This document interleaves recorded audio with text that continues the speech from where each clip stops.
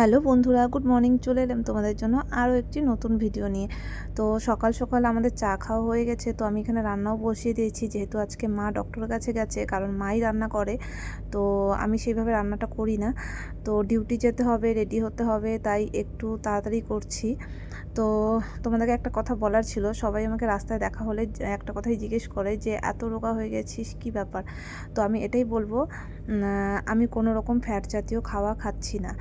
তো বাইরে ফাস্টফুড একদমই বন্ধ, ময়দা একদমই বন্ধ, ময়দা জাতীয় কোনো জিনিসই খাচ্ছি না। আর সকালে আমি একটু লেবু চা খাই, আর সাথে আটা বিস্কিট বা নিউট্রিচয়েস বিস্কিট খাই। আর সকালে একটু ছাতু ছাতু চিনি লবণ দিয়ে আর একটু লেবু দিয়ে, এই ছাতুটাই হচ্ছে আমার সকালের খাওয়া। আর দুপুরে একটু রাইস খাই। যেখানে 3 টাইম রাইস খেতাম, সেখানে শুধু আমি 1 টাইম রাইস খাই দুপুরে। তো ওয়েট তো কমবেই, এটাই। তোমরাও যদি মেনটেন করো, তোমাদের ওয়েট কমবে।